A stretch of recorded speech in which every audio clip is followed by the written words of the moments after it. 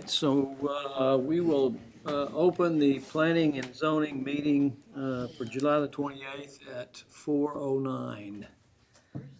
I guess the first thing on our agenda is the minutes. Nope, no minutes today. Today. Sorry, we kept our standard format. We don't have any minutes, Okay. nothing for consideration and final action.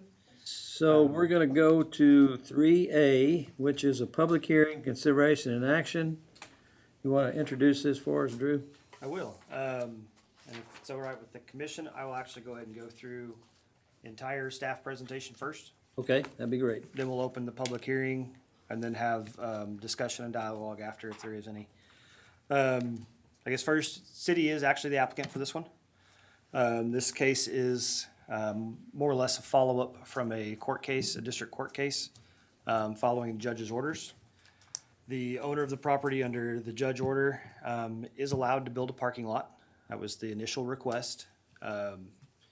And what we've worked with the applicant through their attorney's office effectively is to make sure the zoning matches the land use that the judge ordered as an allowance, if you will.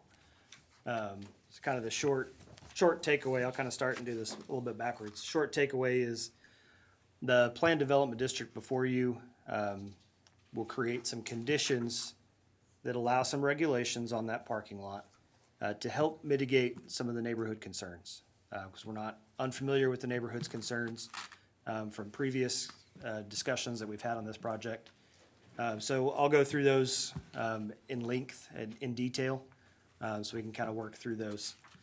I guess first and foremost, we've of course sent our letters out as per state law to the 23 adjacent property owners and published in the Daily Times on the 7th of July. Here is the overall site plan. You'll hear reference to, as we go through the ordinance itself, there will be reference to portion A and portion B. Just so we're clear, portion A is the Sidney Baker side of the property, the shopping center at 820 Sidney Baker. Portion B is the 829 Clay Street, that lot on the Clay Street side. Here is the site plan, zoomed in a little better on just the parking lot, showing where they're showing parking, screening, setbacks, and landscaping. And again, we'll go through those through the ordinance itself. Here's a picture of the property. Again, the signs that we've talked about. You can see the sign posted there on the property here. And I got another picture to just kind of show the narrow drive coming from the Sidney Baker side. One of the conditions that you'll see us go through talks about traffic direction. Obviously, this is fairly narrow. You wouldn't want, even on this side, obviously, you wouldn't want significant two-way traffic through this narrow drive between the building and the property line. Obviously, what we're going to talk about is the impact on the neighborhood as well. We don't want a lot of drive-through neighborhood or commercial traffic onto Clay Street. So going through the actual ordinance, I've got it up on the screen, so if anyone wants to see that, commissioners, I believe you have a copy in front of you as well. So the permitted uses and the planned development district, again, breaks it out into portion A on Sidney Baker, portion B on Clay Street. Sidney Baker Street will be consistent with C2, which is the current zoning on that property. No changes on permitted, no changes on conditional uses. As C2 states those uses can be, the PD would mirror that. Looking at the 829 Clay Street, it is for a standalone parking lot, and parking defined as a surface or series of surfaces intended for the use of the parking or circulation of vehicles for which fee may or may not be charged, and for no other purpose or use. The parking on the parking lot shall be only for the benefit of the employees or customers that are using portion A, the Sidney Baker side. So it's not a public parking lot for any other uses on Clay Street. It's not for the Tybee Stadium, etc. It's for the commercial use on Clay Street. Any other use not specifically allowed in portion A or B, as with those two sections, is prohibited. So we'll kind of go through, again, more details The rest of the ordinance is gonna look at exhibit, or, portion B, the Clay Street property. The concept plan, those 2 pages that we looked at in the site plan, both identifies portion A and B visually and has the site plan for the parking lot. The project must be consistent with that. We're not dictating what they can do on the Sidney Baker side other than what's there currently. On the Clay Street side, it's the parking design that they've proposed, that the owner has proposed.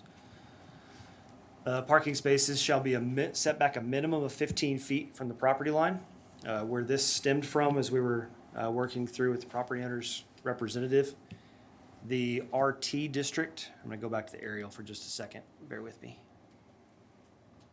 The RT district, as you guys are familiar, does allow for some non-residential uses. Any parking for those non-residential uses is required to be behind the structure. So what the discussion that we went through with the applicant's representative was effectively where the front of the structures would be, setback's actually 25 feet. They requested 15 feet of setback where the parking could start if there were a structure there. So if you could picture, I'm gonna try to get the mouse going. So the adjacent property, there's a structure here. If this were a commercial office building, parking could be beside the building and anywhere behind the building. And so that was where that established setback was set, or came from, so that from the street side, as you're driving down the street, as far as where the cars are located, would not look much different than if there were a commercial building next door. Again, it's not apples to apples, we're aware of that, but just trying to put some regulation in place to try to mitigate some of those concerns.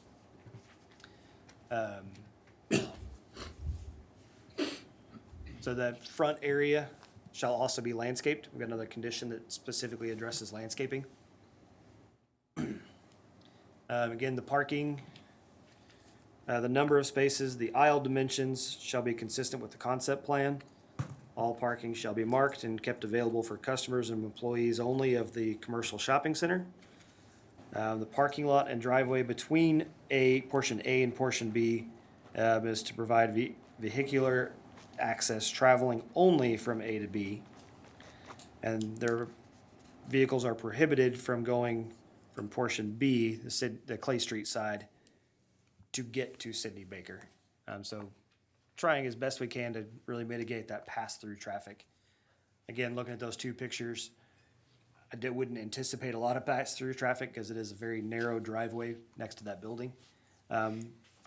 This will require that it be one-way traffic from Sidney Baker Commercial Shopping Center to this parking lot. Customers could then exit the parking lot onto Clay Street and go out whichever direction. The parking lot lighting shall be full cutoff design and shall be located, shielded, and aimed in such a manner as to not allow direct light to fall on adjacent roadways or properties. Uplighting is prohibited. That's kind of your very generic dark sky lighting. It's consistent with most, if not all, the PDs that we have in town. Again, to protect the neighbors and to protect the night skies from any uplighting and any light trespass. Parking lot and travel lane surface shall be paved in asphalt or concrete, prevent any mud, dirt, or other debris from being removed from the property. Signage, I know that gets a little small on that screen. A couple different pieces. Signage required for the Clay Street property. One sign stating "Do not enter" from the Clay Street onto the Sidney Baker side. And 2 signs stating that it's for parking of 820 Sidney Baker only. Again, trying to really show that this is the use that is allowed for parking for 820 Sidney Baker, and that is it. Any other signs, or those signs shall not exceed 6 feet in 6 square feet in area, or 6 feet in height, and shall not be placed any closer than 5 feet to any right of way. Obviously permanently mounted and installed. Any other signage would just refer back to the RT district, which is the adjacent zoning for Clay Street. Landscaping, based on the site plan, The planting material shall be planted on the property from the recommended list, the recommended plants for the Kerrville area. Again, trying to work on native plants, low use or low water use type plants. And all landscaping shall be maintained in a healthy and growing condition. You can't plant the landscaping, let it die, scrape it out, and replace it with parking spaces. Obviously, it's got to be permanently landscaped. Screening on the northeast and southeast property lines of portion B, from the 15-foot setback to the rear of the property. I'll go back to the site plan in just a moment and point these out. Any fence on that from the 15-foot setback to the rear shall be minimum 6 feet in height. If they choose to construct any screening from the 15-foot setback towards the property line, the front property line, is a maximum of 30 inches. That's consistent with our zoning code fencing requirements. The vegetative screening is permissible to substitute or supplement any fencing used to screen along, and any fencing used to screen along the vegetative screening from that 15-foot setback and back. Shall be a dense hedge or plant material. And I'll go back to those pictures and site plan real quick. Bear with me. So as you can see, there's quite a few trees and shrubs along both property lines. And what the owner has requested is that those be considered as part of the screening for the property. Obviously, if those got thinned out and trimmed up to where they're 8 foot clear and a tree trunk every 5-10 feet, it's no longer a screening fence. A screening fence would then be required.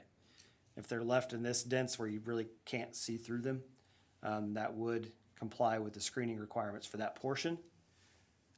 From the edge of those vegetation areas forward to that 15-foot setback, they'll be required to install the 6-foot fence.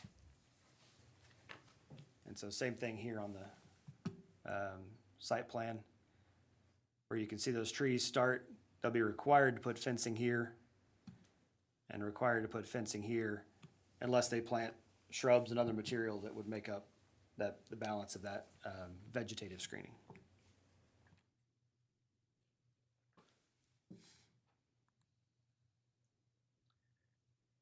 Trash and solid waste. Before I read this one out loud to you, might actually make a recommendation if the commission wants to consider it.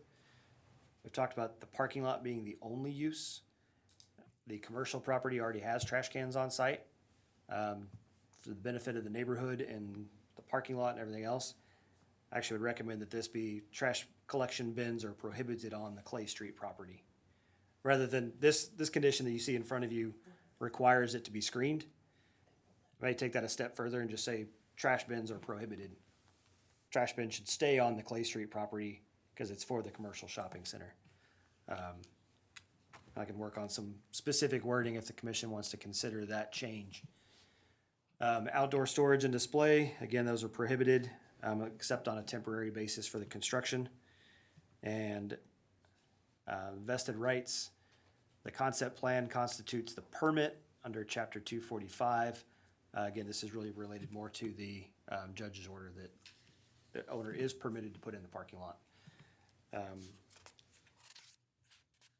Excuse me.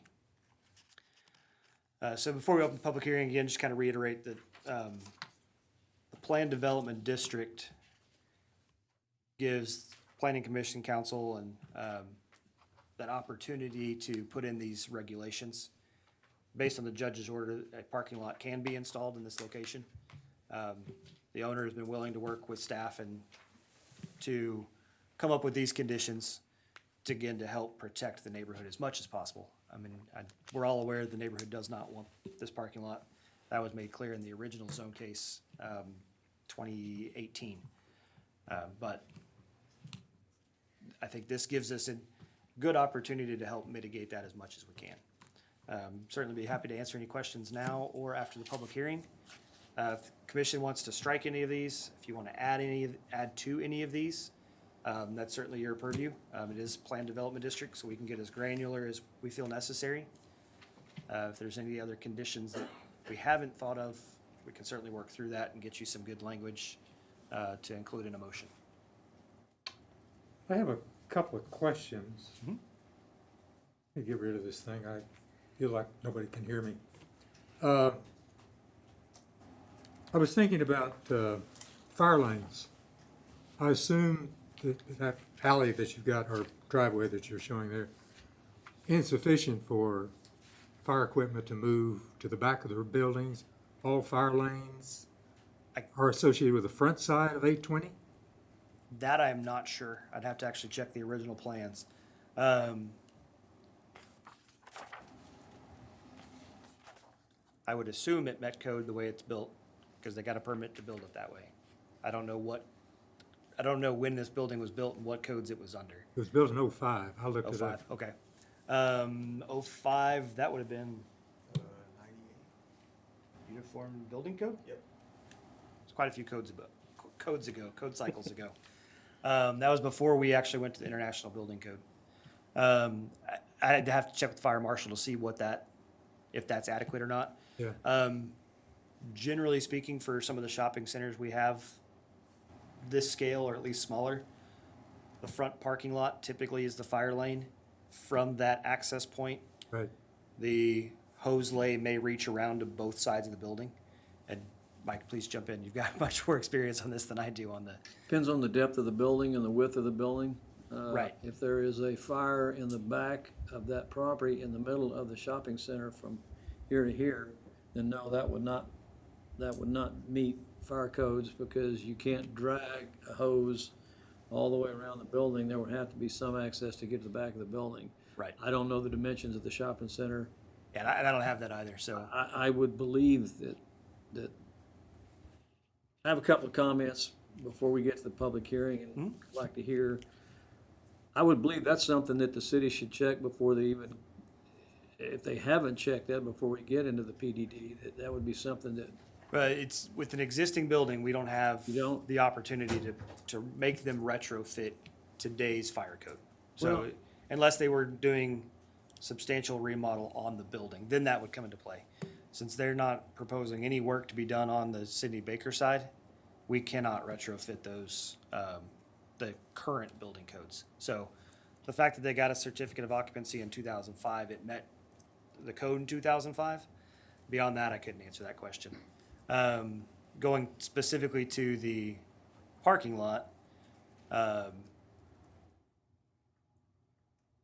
since there's no structure involved in this construction, it wouldn't require a fire lane. But a fire truck could pull in. Obviously, backing out would be up to that crew, because there's not adequate turnaround, unless they could maneuver those tight corners, and I don't know that they could. But again, since we're not looking at anything on the Sidney Baker side of the property, we really haven't given that a look with fire marshal, because it's an existing structure. what is the distance from Clay Street to the property line on Sidney Baker, the rear property line? Let me see if I have that. You have that?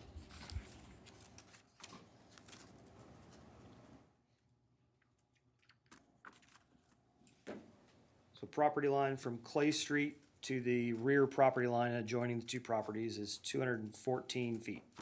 And when the parking, if and when this parking lot is developed, is there, I don't, is this a conceptual site plan for the parking lot that you have here? Or is this, so what we're looking at is parking on both sides of the property and no parking in the middle? Is that what we're looking at? That's correct. It shows up a little better on your printed copy. And how many cars would that be, Drew? I hadn't counted them. So the center of the property is completely open from front to back. So you would drive in through the front, drive out through the back. Is that what is being proposed? It's 38 spots. I don't, it's really not, Right, so the conditions that you have in the PD, customer or employee would access from Sidney Baker. I guess the way you would effectively look at it, there's not a parking space available. So they go from Sidney Baker to the Clay Street property and park. With the one-way traffic, they would not re-enter the Sidney Baker property. They would exit on Clay Street. Excuse me. So traffic flow, if someone were just, start to finish, from Sidney Baker through the commercial property onto the parking lot on Clay Street, exit onto Clay Street and go obviously either direction from there. And they wouldn't enter from Clay Street. Should not enter from Clay Street. Who is responsible for enforcing that? Is that the property owner? Property owner, if there was a way to monitor that, it would be through code enforcement, since it is private property and a zoning restriction. There's signage that you could put and say, no. Yeah, entry. let me go back to that. I know it's hard to read on this one because I probably put way too much text on that slide. Section 1A, you'll see one sign says do not enter located near that access point. And then two signs on the property that say this is for 820 Sidney Baker only. Drew, I got a couple of questions on it too. Real quick, did I answer all your questions, David? Yes, thank you. What about David? I'll catch you later. Okay. You have in here under screening that it has to be 6 foot tall, or they put shrubs. The shrubs gonna be 6 foot tall when they plant them? Or are we gonna allow them to grow? That's one. And then also, we're still gonna have to have the, you had it somewhere.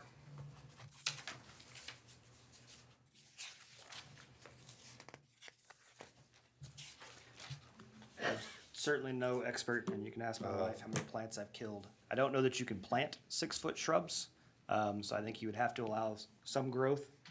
We can look for a standard on what is adequate size to plant, to expect to grow.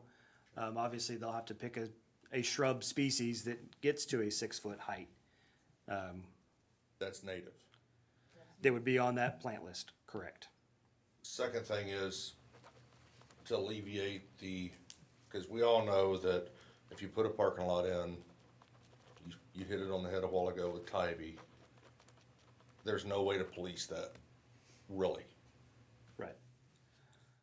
Could there be one of the pressure activated gates or arms at Clay Street where it only allows traffic to exit and there's no entry?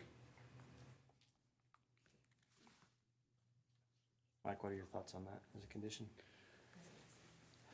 I think if you Reading it. want to recommend that, then let's add that to the ordinance. I mean, it's just, That may be a good idea for the enforcement It's a aspect of very it. good idea. I mean, because that's the thought, to control ingress and egress out of that parking lot, to ensure that if it does pass, then there's not the only traffic flow onto Clay Street is coming out of that parking lot. The only thing I would say to that is they'll probably lose some spaces. I mean, we got developers in the room because they can't have that gate swinging out onto Clay, so it'll have to be inset a little Well, bit. if it was but- up, You could, yeah. Yeah, I mean, but you could, Or if it was you up could and have a down double arm. gate going out and it wouldn't go past the, you know, Setback. the 15-foot setback, and that's a roadway anyway, so. Horizontal roll. if it rolls, or if it's just the up and down arm. Okay. Let me see if Just- I can pencil out a condition that covers that. David, you had another question? Yeah, I'll wait till you. I'm done, David.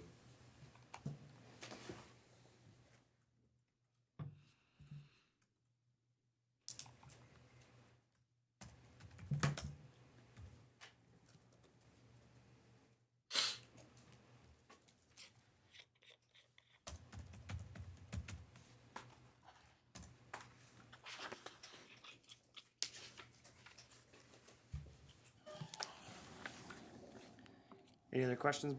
I have a couple of comments. Go ahead, David. One on the trash related. Go to that picture that you had of the north side of the building at 820. There you go. I see the trash receptacle back there. That's The correct. Republic usually comes in with a nose-in truck, picks that up and dumps it. Right. And based on the restricted flow there, guy's gonna have to back out, is he not? No, he could, I don't know if he can make the turn. I don't know if they're backing out or if they're going around the building. But it complicates the issue of using that for a one-way for the parking lot. I see what you're saying. Go back to the picture, Drew. So, just one second. The dumpster's located here. Yep, This is the portion we're saying is one way. This is not necessarily signed as one-way traffic. right, but So you could, I don't know if they're making this turn and circling around to exit now. Let me go back one more. If they're coming in here, right, circling the entire building and coming out. If they are coming in and backing out to get out to the parking lot, they could still do that. they could, but you're messing up the traffic that's headed for that parking lot in the back. It's true. I'm gonna say that's probably a matter of timing. I think most dumpster pickup on commercial property is a distraction to traffic Yeah, we regardless of. face that at Comanche Trace when Do they're you? up there. Yeah, we have to go around that. Yeah, it's obviously one time a day, twice a week. Yeah, Yeah, most, like I said, the one, obviously they're working through the morning, but I know that for the commercial stuff, for public usually is okay. 4, 5, 6 in the morning. So I So don't know not a that there's as much of a concern. You I'll go back to the that picture now. Yes, sir. So what we're looking at here is coming in from the front of the shopping center. Right. There is a dumpster. What is this to the left of the dumpster? I believe that's a little storage shed. It's been a while since I've driven back from this side. I think it's just a little storage building, a little 8x8, something along those sides. So there is, I'm assuming, and I haven't been back there, but there is the ability for cars to go through here, make a left turn, Mhm. go down the building and make a right Make turn, the and right what turn. would be a parking. Is that the plan? Is that what they're planning? Yes. So last time I drove behind the building, there was still a curb here. Mhm. You probably can't see. I believe there is a portion of the curb that has been removed. And I don't know if that was just curb for their fence to put up when they originally built it or what the issue was, if there was any grading change. But yeah, there is room. Like I say, I've made this turn at least in a half-ton pickup. Made that turn and then you just make an immediate right into the parking.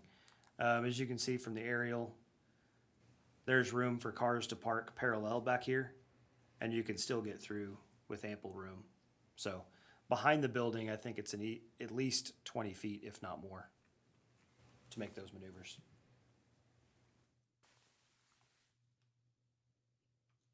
I guess a follow-up, since current trash pickup for the 820 is already located, do we need to put anything in writing about no trash dump containers in the portion B? I think that the section K, let me get Bills back. it? Section K says if there are any collection bins on portion B, they must be screened. I'm recommending we actually amend that today to say trash collection bins are prohibited. Right. Okay. I absolutely agree. Drew, go back to that driveway again.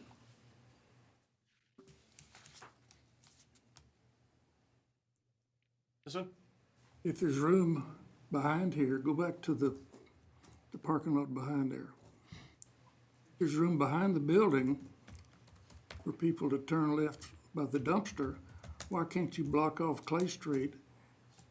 You drive in from the front, you turn around, you go back and you turn right, and go around the side of the building. Why do they have to exit on Clay? Good question. You drive past the building, you go into the parking lot, you park. When you leave, you come back towards Sidney Baker, turn right. And Go out, And go out by the Quick Lube. which eliminates any traffic from this parking lot going on Clay Street. And could you? Let me make give sure me, make sure I'm tracking real quick. Sorry, Mr. McMillan, hang on just a second. You said there's 20-foot, Right, so you come in plenty of room for people to turn. here, make this turn, come in, park. come Go out the back same outta way you here. came in. and require a right-hand turn, I think, Cycle as you're around. exiting to keep the same flow. Well, the property owner could make the traffic one way. Right. But if you did that, Clockwise, it would counterclockwise around eliminate the building. 100% of any parking from this parking lot on Clay Street. What are your thoughts there, Mike? On the If access? that's what you want to recommend, I mean, we'll Great we'll add that idea. to the ordinance. That's my recommendation. I mean, he could angle those parking spots to the right side and then the left side when you go down to make a turnaround. No, the parking spaces would be better at 90 degrees for two-way traffic. Yeah. Because once you go angled parking, you can't get out. Yeah, I mean, if you make them 90 degrees, they pull in, they can back straight out and go back in. If they're coming in and parking, there's room for them to go back out the same way, as opposed to going onto Clay Street.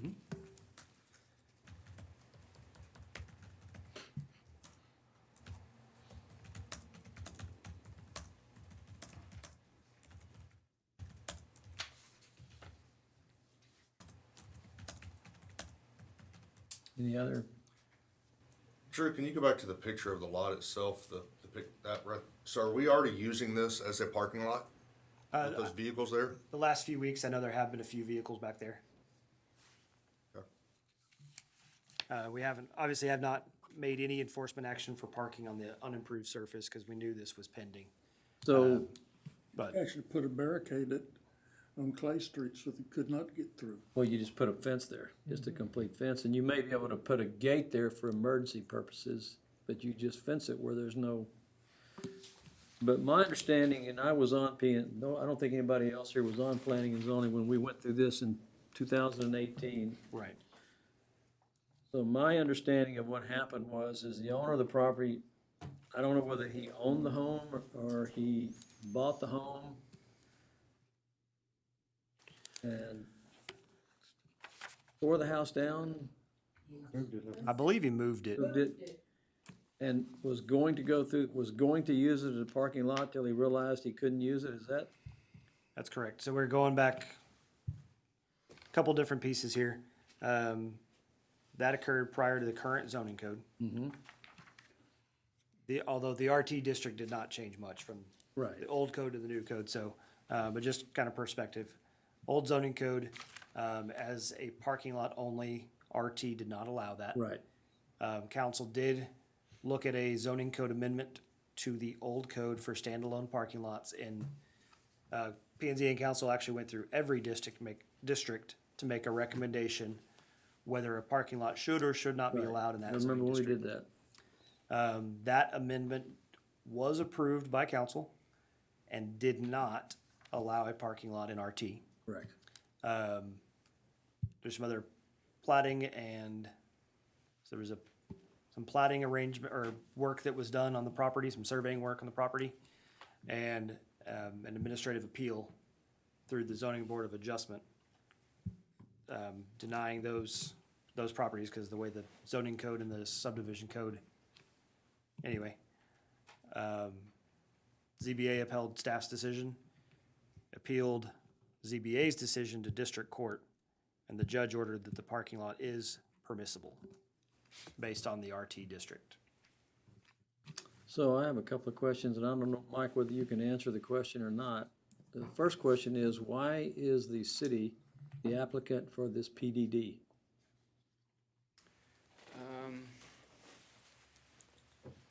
I mean, that wasn't part of the judge's orders.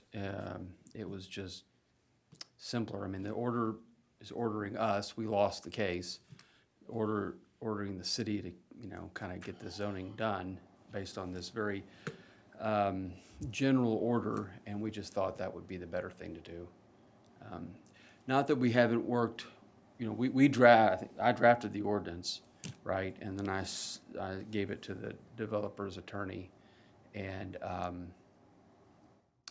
there were probably, 2 or 3 things they caught, and that, 2 or 3 things we were adamant about, 2 or 3 things they caught, wanted to change.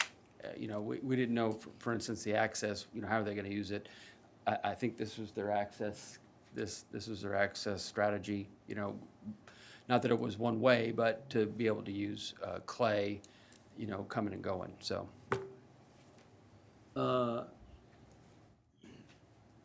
Is there an understanding from the city why the judge ruled that even though our zoning from RT does not allow a standalone parking lot?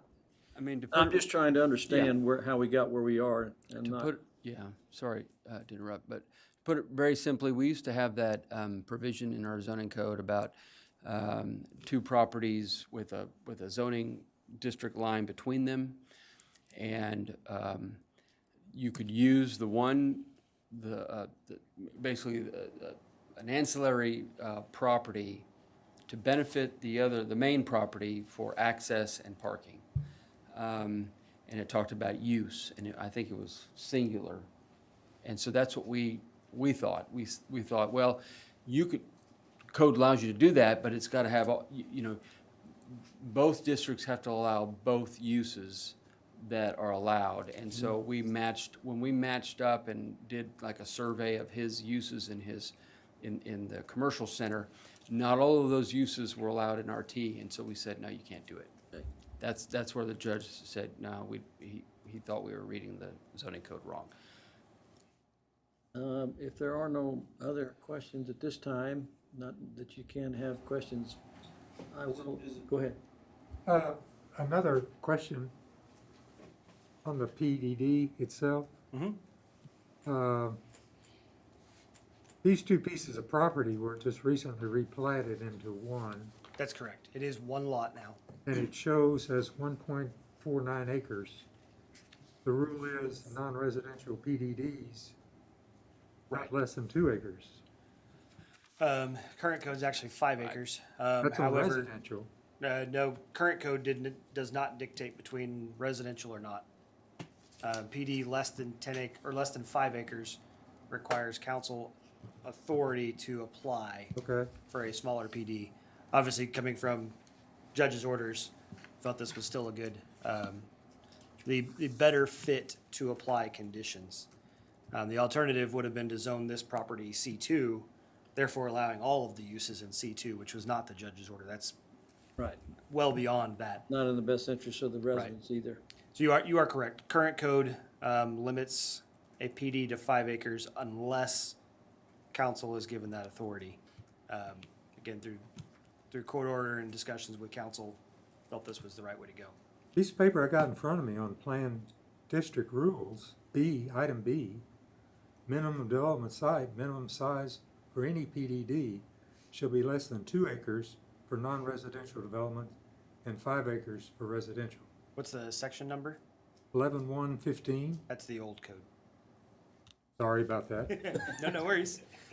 We did with the, kind of going back to the comprehensive plan and some of those directions we talked about earlier.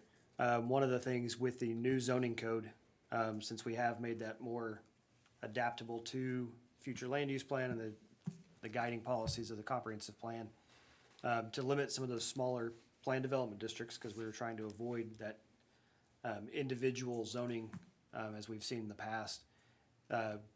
Commission and council recommended 5 acres across the board for planned development district, Okay, not specifying between the two.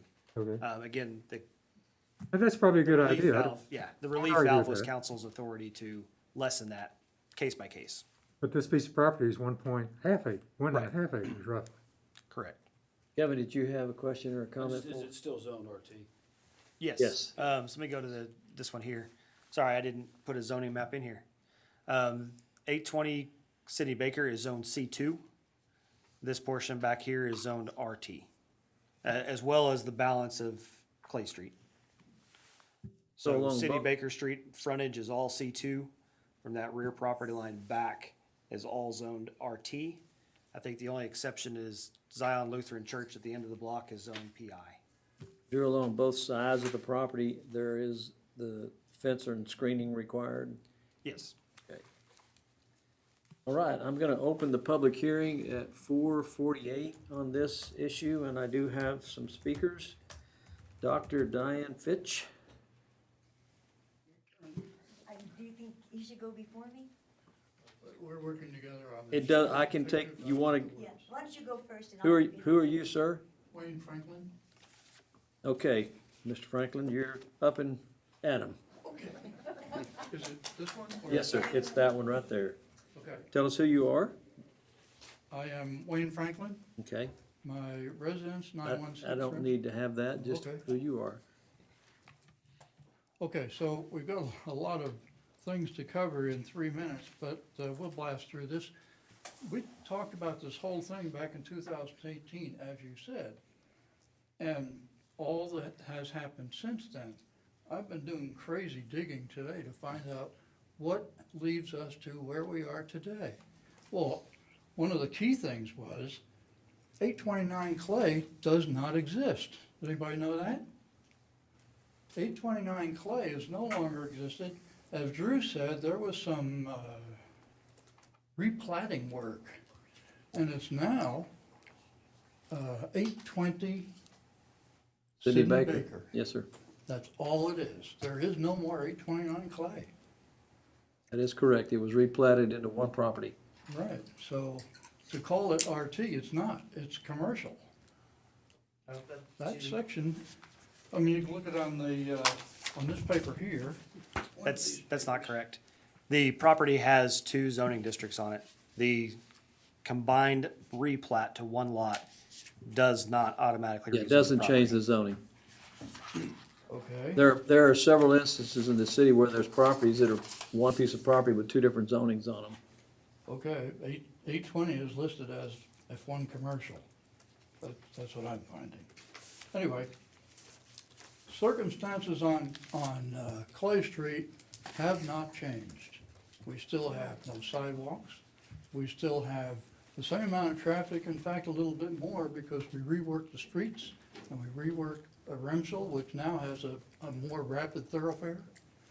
I walked down that street the other day, last week, going downtown just to see what it felt like.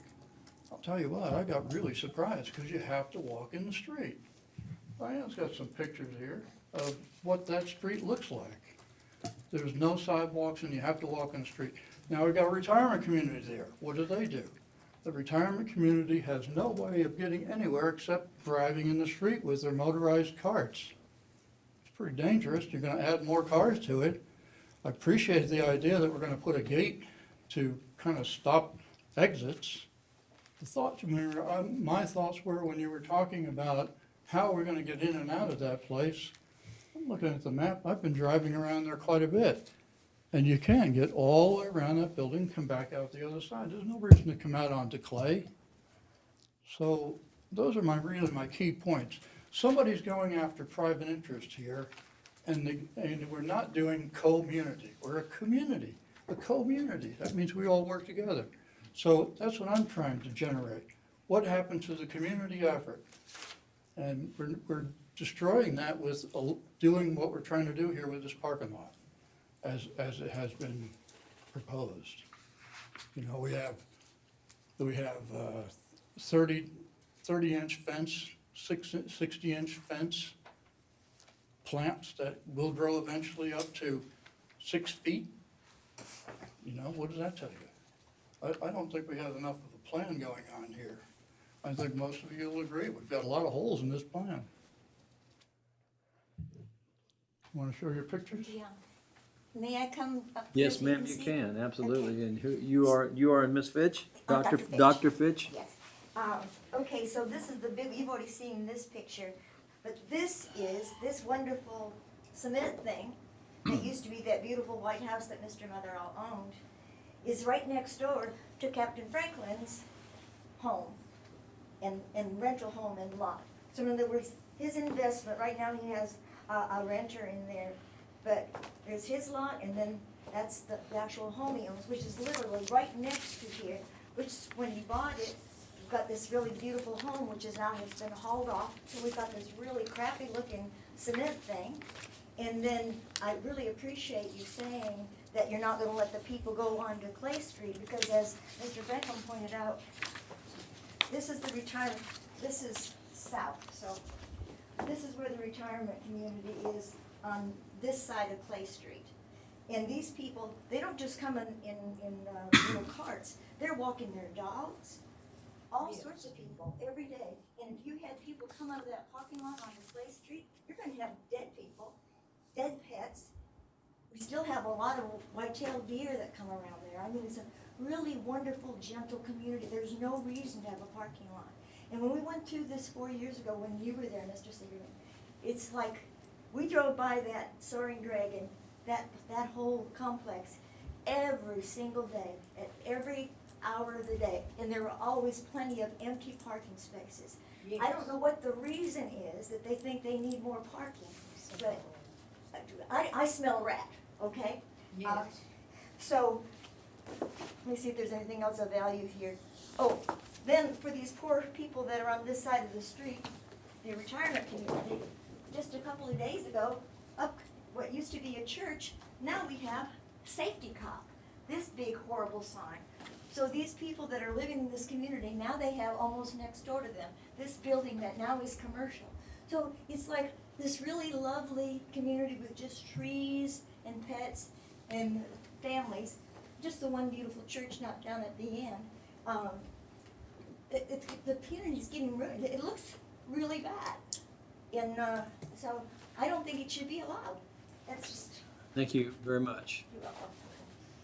All right, I have one more speaker, Michael Bond. Yes. Is that Michelle? No, it's Michael. Oh, is it? Okay. It's Michael. Wanted to make sure I got it right. You got it right. I want to make sure people can hear me. Can you hear me? Yes. Can you all hear me? Yes. Good, Go. good. I am on the voter rolls. This is Michael Louise Vaughn, but most of these people know me by Bunny, and a few other people in the room I might know me you by by Bunny. Yes. Okay. You by Bunny. You maybe know me. And I'm here today as a private citizen. I do not represent any group. I have followed with interest the saga of this piece of property. And I'm here today to speak against the proposed ordinance to change the zoning code for 829 Clay Street. This is the second time that I've come to P&Z to speak against changing the zoning for this piece of property. Now, I realize that the city is now under a court order to do something, and your hands are tied. And I really applaud you all today for taking all of this time and your very good questions from 4 of you to the city staff and being willing to negotiate about ways to protect this neighborhood. And let me say this to you too. I read the classified ads in every edition of the Kerrville Daily Times because I look for the P&Z announcements. So your money is not wasted. So the minute that I saw that 829 Clay was back on the P&Z agenda, I put it in my phone and started mentally working on what I was planning to say to you today. So, I use Clay Street often. I'm guilty of being a person who lives out beyond Walmart, who appreciates the new pavement on Clay Street and on Rimshall because I cut through there all the time. And so I'm adding to the traffic. The integrity of neighborhoods close to any business district is at risk. I think we all know that and have known that for years, decades. But the city of Kerrville committed to maintaining neighborhoods in the 2050 plan.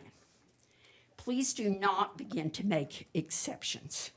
Some of the families who still live on both the east and the west side of the 800 block of Clay Street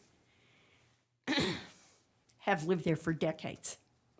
And I can tell you from some historical research I was asked to do lately, there are a couple of families there who have had a dwelling on their property for more than 100 years on the west side of the street. That is a neighborhood with integrity. The street has a sign on the corner of Barnett and Clay designating the street as part of the Doyle District, which has been such wonderful focus of the city of Kerrville to help the Doyle District out. There's significant zoning changes already apparent in the 800 block that were made decades ago, and were certainly in place when I moved to Kerrville in 1985. More exceptions are simply not respectful of the citizens who occupy the houses on this block. I'm not entirely without compassion for business owners who want more property for some reason. And the maps in the P&Z packet today show a parking lot, which you all have addressed, with fences and landscaping. So there's a plan, but it doesn't really fit the 2050 model of respecting neighborhoods. Businesses need to confine themselves to major streets and bring business ethics to expansion and be a good neighbor themselves, leaving residents to have some peace and some privacy. Speaking directly to the parking of the strip center, and I believe that strip center is called the Red Oak Center, even though that's not on the sign out in front. I found that somewhere in digging around, like everybody else has, trying to find out more about that property. When I drive by during business hours, there appears to be plenty of parking available out in front. And I want to close by saying, it's never easy for P&Z to say no to someone who requests a zoning change. But this is opportunity to preserve a neighborhood deserves a no. Thank you. Thank you, ma'am. Yes, ma'am, I don't have any speakers, but if you would like to speak. I can project from here. Go ahead and please come to the mic. Yeah, we need that for the, and your name. Well, then I'll have to speak softly. I have a boomer voice. And your name, please. Janet Eskridge. Okay. I am not within the area y'all are speaking about, but extremely close. Living on Rimshall. And I think I appreciate the new street. Most days I do, except when I try to turn out of my driveway and there's cars whizzing down the center of the street. And I have to be very careful when I turn, which you always should, whether I'm going left towards Holsworth or right towards Clay and the Volunteers of America apartment complex, or our lovely neighbors who have been there many, many years.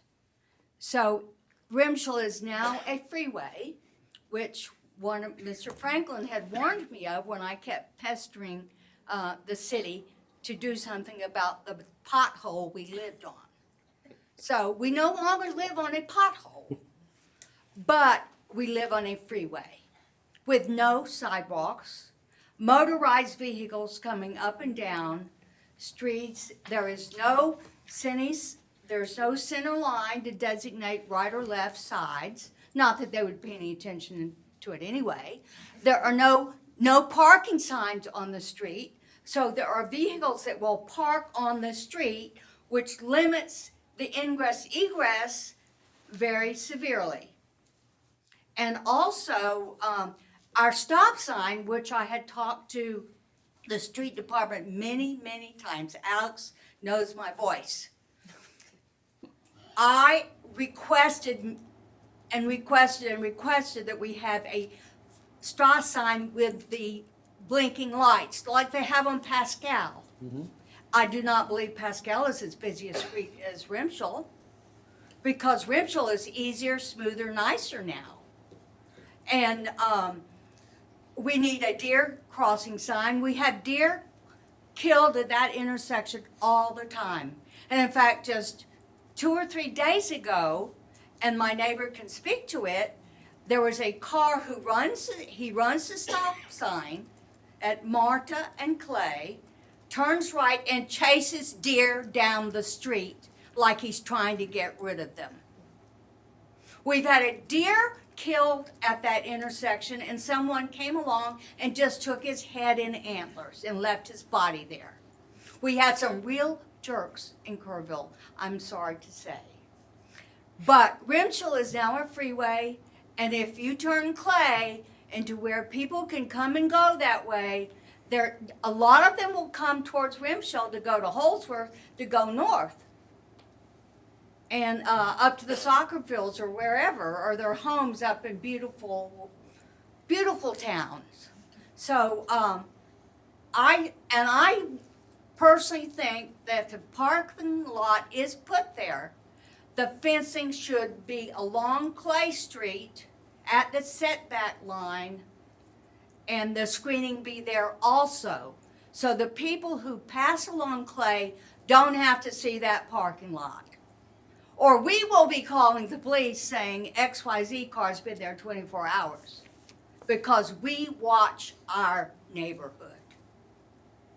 And that's about all. I could probably say more, but Thank you, ma'am. that's enough. Is there, yes, ma'am. Hi, y'all. Well, I'm Julie Reeves, and so I just want to say that, yes, residents of Clay Street do oppose the parking lot. I realize everything that's happened. I appreciate everything y'all have said and all your good ideas and questions. I'm hoping to save and restore our home at the end of Clay Street, so I plan on being around long time. And, you know, I just think residents of Clay Street feel like to have this parking lot is just not conducive to quality of life, and it's just the next nail in the coffin for the death of an in-town neighborhood. We got to protect these neighborhoods. They all have commercial around them. We already deal with live music noise, which I can hear over the TV from the 1962 thing down there by Pint and Plow. I can hear it over our TV in our house. I can hear it over the air conditioner. So we deal with that. We deal with the dumpster in the shopping center next to me, with the trash, with it open and people dumping stuff in there. So I appreciate that y'all are gonna stop this dumpster situation from developing on this parking lot if we have to have it. That's great. That's wonderful. I appreciate that y'all are hopefully gonna make it where he cannot use Clay Street to get in or out. I think that's a fabulous idea to just say, trot them around. Just bring them in and trot them back around the way they came, so we don't have that cut through. I would request that we consider fencing around it so that trees and shrubs don't stop people from wandering into the Franklin's backyard. You know, it doesn't. We have the situation with the lot next to us, and I have had trespassers in our backyard several times from people just wandering through there, from the empty lot, through the trees and the shrubs. So I think you need a fence, and I think you should have landscaping in front of it so Clay Street is not looking at a fence, which will get graffiti, it will get weathered, it'll just look yucky.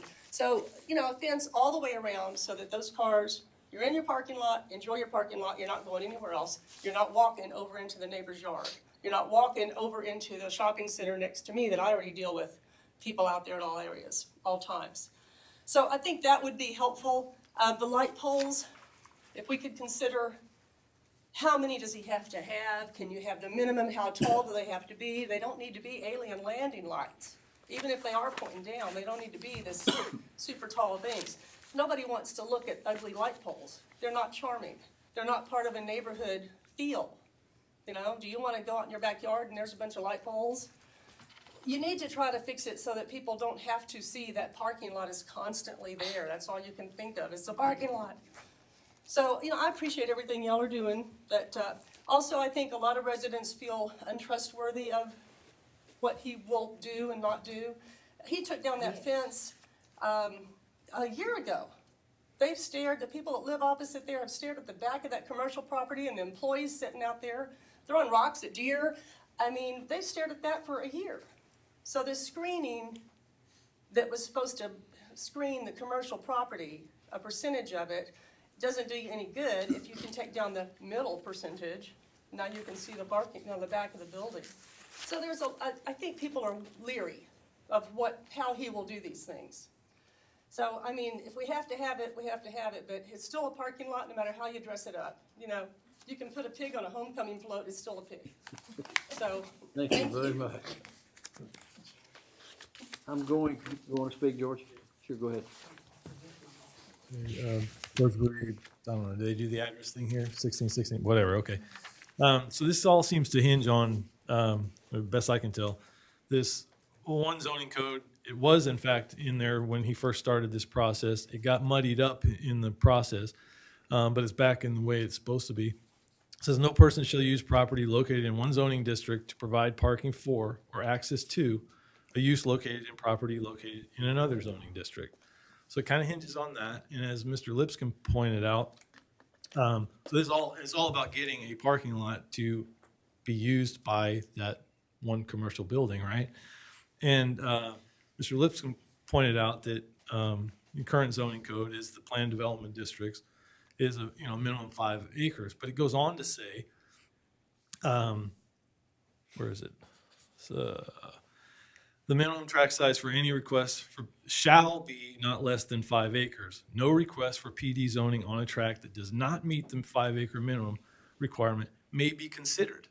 Yet it's sitting on your agenda, unless the applicant has requested a waiver of this requirement by filing an appeal with City Council. I would assume if there was an appeal filed that you'd have seen it in your agenda packet. I didn't see it. So I'm not sure why there's a special meeting for you to consider something by code you're not even supposed to be considering. So that's another question. And when it talks about planned development district, it also puts in the purpose part. It says, it is not intended to be used to circumvent the standard requirements of zoning code. In general, PD zoning may be requested anywhere in the city, actually in 5 acres or more. So what this property owner, it's no longer a standalone parking lot that you're discussing. You're talking about an accessory parking lot. It's one tract of land now. He's put it together. The PD is actually describing that it's only going to be used by this building. I'm not sure how that's a standalone part. It's by definition now an accessory to that building. And so I see Mr. Hayes shaking his head no. So I assume there's a rule saying that that's not right, but it's still only going to be servicing one property in a separate building. So it kind of gets you into this catch-22. If Clay Street portion, that adds to another question. Because it's all one lot, we keep talking about these portions, but nowhere in there does it define which portion is which. We're just doing it on this vague notion that's that the former line. There is no more property line there. It's gone. So it's one property that you guys are focusing on. But it gets you into this catch-22, and I'll end here. If Clay Street portion is standalone parking lot, then it cannot service Sidney Baker as they are in different zones. If Clay Street property is an accessory parking lot, all in one lot, then the entire tract is improperly zoned as a commercial building in an RT zone. So either way, you're kind of in a zoning thing. It seems like the simplest thing would have been, I'm not saying it's my favorite, but to actually get this back to the original thing, which is he needs to rezone that property if it's one property, or go with a standalone problem. Anyways, that's what I see. I'm gonna read, received an email from a citizen that could not be here. I'm gonna read this into the record, and then we will close the public hearing. So this is from Peggy McKay, and it says, this zoning change justification states that this proposed PDD fits within the transitional residential plan type. After rereading the definitions of TR classification in the 2050 plan, there does not appear to be any support for the plan's goals. The proposed parking lot behind the Sidney Baker lot is located on Clay Street. The Catalyst area plan suggests special attention should be paid to transitions in existing abutting residential properties. Strategic growth recommends infill of existing neighborhoods, diversity to meet missing middle housing category. Lack of this housing category is a major concern per recent reports. Current TR classification includes variety, small lots, single-family detached patio, townhouse, duplex condos, and apartments, no mention of parking lots. This area was also recommended for infill housing development. A parking lot for approximately 36 vehicles cannot avoid increased noise in this neighborhood. The proposed fence addressed the visual problem, and I believe the increased traffic will be more than minimal. A few weeks ago, citizens addressed P&Z regarding the numerous short-term housing additions and subsequent effects on their neighborhoods. They noted the concern for the builders and the developers and the commercial owners and believed the concerns of citizens were not addressed. It appears that this change would again place the citizens in a secondary position, and I request the P&Z deny this zoning change. So that is in the record. So if there are no more, yes, ma'am. It's my turn. Okay. Right. I'm Mary Job Stewart, and I've lived in where I am since 1940. And I have to apologize for how I talk because I had a stroke. and it screwed up my talking terribly. So, who was the man, the proof, not the proof, the judge who approved this outfit? I don't know what district court judge it was. How do we find out who it was? It should be in public record. It was, yeah. Judge Patillo. Judge who? Patillo. Okay, thank you. I'm appalled.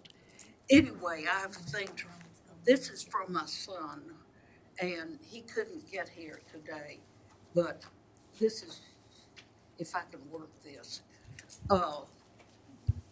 from the hell for you all. From him. My son said I can't talk with the dad. Do you want me to read it for you? Yes, We may have it. Where does it start? right there. Is that in the package, Drew? Yes, sorry. Okay. We have one from Bill Okay, Stewart. this is a little, I'll This is from my son. I think we have it, That ma'am. is in the packet, they have that. Okay. I mean, you're welcome to read it if Oh, you'd like. you but all got it They did give already? it, yes, ma'am. Have you read Be it sure already? to read it. So I don't read it? You want me to read it? Yes, that'd be It's great. easier for me to read it because I've got it here. I'm gonna read it. Thank you This is from respectfully Bill Stewart, Colonel U.S. Army, retired. To responsible city official, why in the hell are you as a city official once again entertaining the intrusive, intimidating, and harassing behavior of a businessman, last time I checked, is a resident of Kerrville and whose ulterior motives are well-known, selfish, and only designed to increase his profits on the backs of the very elderly residents who were very first, are descendants of the very first citizens of Kerrville. Once again, Mr. Motherall is at it again in front of the city trying to bully his way to build a parking lot with primary entrance on Clay Street. Yes. He has the gall to attempt to force his way, no matter that there have been numerous official city decisions against his empire building efforts. Additionally, the opinions of longtime residents have been made in the negative again and again and again. I'm a longtime resident of Kerrville, retired here after a 30-year career in the United States Army. My mother has lived here all of her life in the house at the top of Clay Street. This home was built in the late 1800s, at the time Kerrville first became a city, when my great-grandfather was Kerrville's first medical doctor. The old joke in our family is that half the residents of Kerrville back then were born on our antique dining room table. Although in disrepair, this house is mere feet from where Mr. Motherall intends to build his parking lot to provide access to his restaurant and commercial strip center on City Baker Street. My mother is on a fixed income and without the city's intervention does not have the financial means to either fight Mr. Motherall or move elsewhere. She intends to live in this house until her last day on earth, and I want to make her life as comfortable as possible. Please do your job as a trustee and steward of the values of what Kerrville espouses and stand up for the most vulnerable longtime residents of Kerrville who built this city and made it what it is today and who actually live here. Just say no to Mr. Motherall's request to commercialize Clay Street. Thank you very much for reading it.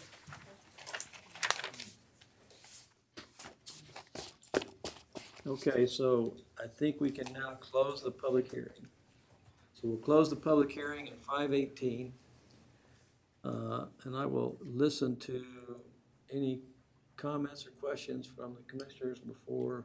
Chairman, if I may clarify one thing. Yes, sir. Sure. Earlier, someone asked if the screening on both sides is required. Let me go back. Martin, can you pull the PowerPoint back up? Just want to clarify something real quick for you.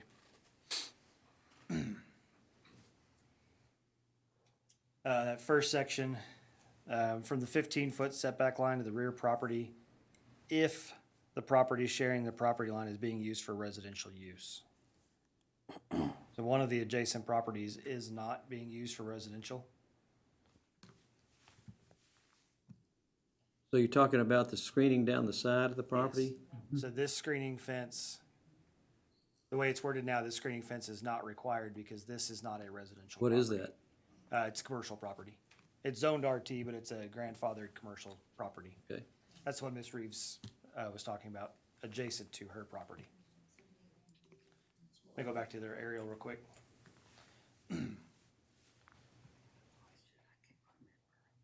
So this is commercial property here. Mm-hmm. There's a vacant lot here, and Ms. Reeves, this is your house, correct? Yes. And Ms. Stewart's house is right here. So, it's is that like a parking lot that goes into that other strip center There's- there? Two buildings, I couldn't tell you what either building is used for. There's two commercial buildings here and a parking lot back here. It does have a small entrance Okay. with a tree right in the middle there on That's Clay where Street. there was not supposed to be a throughway ever. Yes, ma'am, We and there, talked and about I've driven the area, I know exactly what goes on there. And I certainly don't know the history. I know they could fill in a lot more there. I'm not sure the timing of that. Pretty old, Yeah, I know it's, Fulbright, yeah. yes, But ma'am. you're saying, sir, I don't mean to interrupt, but you're saying there doesn't have to be a fence on that side of the parking lot because of the zoning of that? the way it's currently worded, that is correct. Doesn't mean it can't be changed, I but feel like that's, it should have a fence, yes. I wanna go on record as saying you need a fence so that people from that parking lot are not going into that shopping center and they will drive through there. People will drive through there. We see it all the time. I've seen people drive from his grassy lot right now into the shopping center. let's start with you, Kevin, do you have any comments? Well, I have a comment just while we're on fencing and screening and things, and really, I mean, I kind of totally agree. It should be fenced. But I think my concern would be mainly for our residents and everything else, that the property line is right in the middle of those trees. If we say, so what, what's the druthers here? If we say, no, it has to be a fence, it cannot be trees or shrubbery. And he says, okay, well, then he's just gonna doze all those trees down and put a fence. So, what value do the trees have, would be, Right. my concern with that. Sorry, jump in. As we were working with the owner's representative, they requested being able to use those.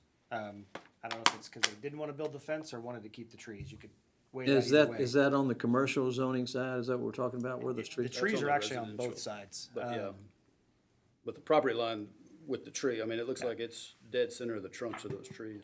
Yes. Yeah, this, as far as I know, this is right on the property line. These trees, I'm gonna say Mr. Franklin may know better, I think are actually inside the property line. The property line, if I'm not mistaken, is the fence. Is that correct? So where those trees are is gonna become parking? Parking Somewhere in places there. too? Let me go back to the site plan.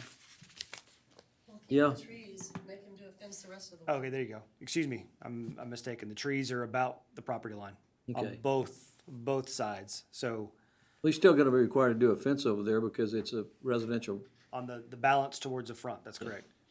So again, not to point you one direction or the other, my personal opinion, the trees typically will dampen more noise than just a screening fence alone. I agree. Obviously, it obstructs more view back there. Obviously, from the front, we don't have that luxury. But that's just my 2 cents. I mean, we could go either Well, I agree, way. we don't wanna lose trees. Yes, So, ma'am. thank you. Good point. I don't wanna lose trees, because there might obstruct the view of the. Anything other else, vehicles. Kevin? Yeah, but the fence where we don't have trees. Yeah, I just think, I think the main things is, I mean, we don't have a choice whether to approve this or not to approve this. I mean, it's, right, I mean, as far as, the parking lot's gonna happen. The- Due to Per the judge's order, per the parking judge's lot order. is allowed. And all we can do is make it the best that we can make it. Yeah, adopting the PD allows us to place these conditions on the property. Sure. I like that, no entrance off to Clay and make it where it has to come off Sidney Baker and around. Are you saying though that you can't not appeal a judge's order ever? Yeah. You can't Tell appeal us a about judge's that. order? Let us get through all of our comments, and then we're gonna have, the city attorney, I'm gonna ask him a couple of questions before we vote on this, so. Yeah, completely agree with what Kevin's saying. If we're gonna do this, then I wanna be considerate of the neighborhood and put as little of an impact on that neighborhood as we possibly can. And at first, I really liked the idea of, okay, let's gate it and only allow exit, no entrance. And then obviously as discussion happens, well, let's throw a fence on there and not allow any exit. Do a right hand only, as you're leaving the parking lot, cut back through the property on Sidney Baker. I think that makes the most sense. I don't necessarily like that we're taking a residential lot and turning it into a parking lot, but I think that ship, at least from my understanding, has sailed. So our job through this PDD is to try and make it as appropriate as we possibly can. And I think if we can fence it, if we can completely eliminate any exit from that parking lot onto Clay Street or any entrance into that parking lot off of Clay Street, that's probably in the best interest of the people in the neighborhood. Ma'am, the public hearing is closed. What if this man decides The to public get hear- out of here for a Mary couple of Stewart, years the and public leave hearing- us with a mess? The public hearing is closed. Can't stand it. But that basically summarizes my thoughts on the matter. David? I certainly agree. I think if we could eliminate traffic off of Clay Street, that'd be great. Circling around the building at 820 sounds like a good solution. Keeping the trash dumpster is a deal. And if I may ask one more crazy question of Drew, and I apologize, Drew. In item E, under parking, there is a sentence that reads, "No parking may occur in front of any building on portion B." Are there any conditions in which there would be a building? No, that was, sorry, I'm thinking back through our drafts. That's to be as consistent with RT as possible. I see. That's the language out of RT. I don't know that it's necessary, but that's kind of where that stemmed from. The RT zoning district for non-residential uses states no parking may be in front of the structure, to the side and rear. Or we could, I think arguably we could strike that or leave it. It's not gonna make any difference. Does the new replatting of one plat with the two existing zonings still exist, the RT and the C2, under the PDD? Or is the PDD the new zoning? The PDD is the new zoning. So- Thank you, that's a good point. I'm gonna segue off that real quick. If you look in your packet, I didn't put, section 1 in your packet, or in the PowerPoint. I'll just read it aloud. Section 1 of the ordinance, the property described in Exhibit A, which is obviously the entire property, both portions, is removed from C2 and RT and respectively placed into a new PDD. So the PD is the zoning of the property. The land uses reflected on Part A reference back to C2. The land use for Part B, the Clay Street property, are all the conditions we've discussed. Under the new PDD, there will not be the ability to put a structure on this parking lot. No, because it would be subject to this site plan. Okay. To the parking use only. Okay. So Jeff? I'm in favor of restricting any exit onto Clay Street. Probably should put in the fence all the way across Clay. I absolutely agree. You need to tell, you need to tell us something, Mike? he asked if they could put some small accessory building, similar to the one that's on the commercial side. Like, to facilitate, parking issues, maybe they've got, something in there to, cans of paint to restripe and brooms and things of that nature.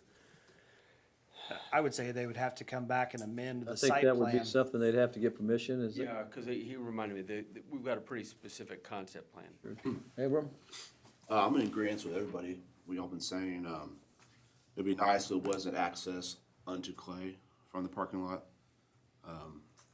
But since it's gonna happen no matter what, just more regulations on it, restrictions they have, the better. Thank you. Jeff? I'm in agreement with everything. I like the idea of a gate, and then I like the idea even better when we said no ingress or egress off of Clay Street. My only concern with that would be is if we had an emergency ingress. So if they did have to have a fire truck come in off of Clay Street if something happened, which that would, I'm sure, be worked out through city stuff. I do have one quick question for Ms. Reeves. I read your email and thank you for that. You stated in here the dumpsters in the early hours when they empty those out. That's not on the property, that's not over on 820 Sidney Baker, that's closer to where you're at there. Right, we deal with it now with the shopping center owned by Mr. Ray next to us. Okay. At one point, he put the dumpster in the vacant lot next to us, about 10 feet from my bedroom, and that got changed in about a day. But yeah, we do hear it. It's noisy. And so that's why I was concerned that he would move the dumpster to this parking lot in the corner, because, yeah, he looks kind of tight going back through the, and I thought he's going to say, let's put the dumpster back in the parking lot now where it has more room and the trash truck can come in there. And so I'm thrilled that you're saying no to that, because it's a whole other problem. Absolutely is. So, thank you. Yes, Anything ma'am, else, thank Jeff? you. No, sir, I'm good, thank you. So I know what Mary wanted to ask, and I'm gonna ask the question since she couldn't ask the question. The responsibility to maintain this will be the owner's. And if there is any issues with degradation, dilapidation or whatever, then code Code enforcement? will deal with it. That's correct. And if the residents see anything going on over there that is not with understanding of what we're trying to do here, you should call code enforcement immediately. So code enforcement. So I think that answers your question. I'm sorry I couldn't let you speak, but I think the other part was the construction process. Once this is approved, effectively becomes the permit as a building permit. Typically expires in 6 months if they're not doing anything. Obviously, there's vested rights, and that's a whole different discussion, but building official looks at all construction projects to make Right. sure they're tidy as can be. If there was an issue, and we've had issues on other projects as well, building official addresses it. Need to clean up the site, pick up the trash, things are blowing around, so on and so forth. So that would be through the building permit process effectively. Can you review the changes we've Yes, I can. requested? And I've got a copy for whoever wants it. Correct me if I've got these wrong. For the screening fence.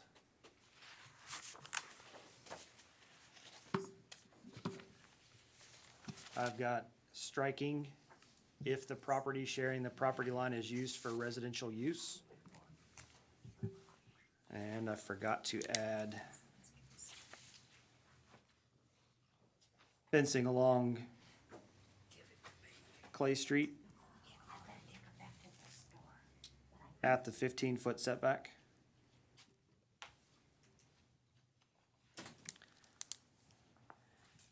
And, Can we specify what kind of fencing, not the cyclone fence? but it does, it specifies, screening fence. Screening fence is defined in the zoning code. So screening fence means that when you're driving down Clay Street, you will not be able to see the cars in the parking lot. solid wood or better, wood or concrete fence, Gotcha. 6 feet tall. Good. Section K, I'm striking,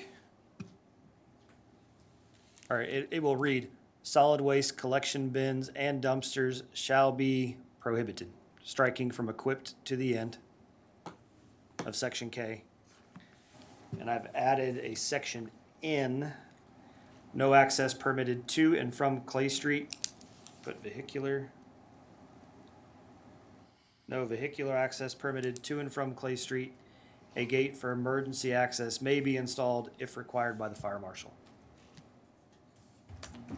We want to install some signs directing traffic. Well, if there's no traffic coming out, you won't have to have signs on the Clay Street side. You'll have to have signs inside the parking lot, correct? They would say, no exit here. Yes. No right turn, no left. It's true. That'll be up to the property owner. Well, we have a section on signage. Give me just 1 second.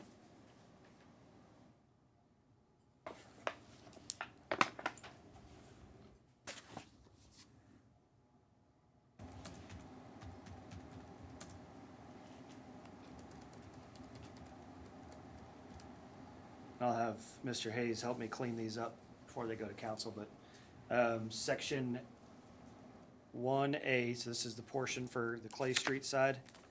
One sign facing Clay Street. Either do not enter or emergency access only, depending upon fire marshal.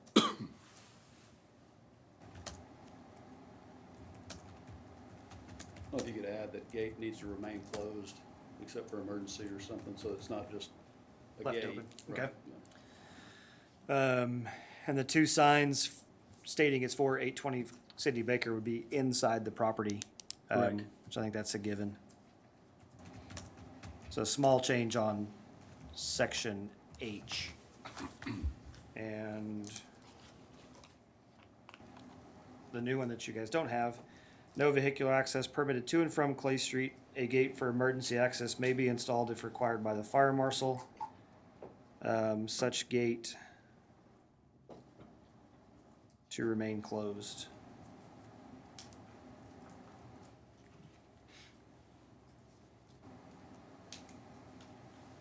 I guess at all times, subject to emergencies.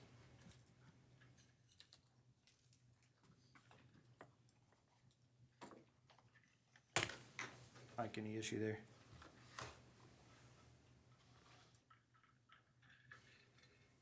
See, Mike doesn't let me draft these, he does it all. As it should be. Did I capture all those? Any questions? You captured everything I was looking for. And I can hand these off as part of the motion if you guys want to read it. I'll make, Well, I want to finish, because I want to make sure everyone understands. Before we go any further, and I know he's left, Mike, but do you want to address what George said?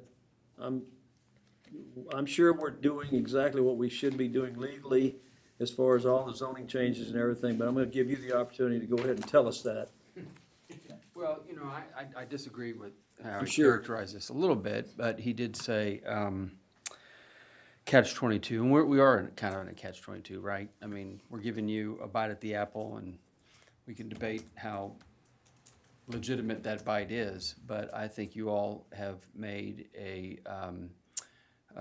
you know, the best of a not-so-great situation, right? I mean, this goes back to really even before 2019, we were dealing with this issue, and we worked it any number of ways, and with staff support and ZBA weighing in at one time, y'all weighing in, council weighing in, and you know, the use just wasn't allowed, and then we get this court order. So I do think you all have made a, you know, the best of a bad situation.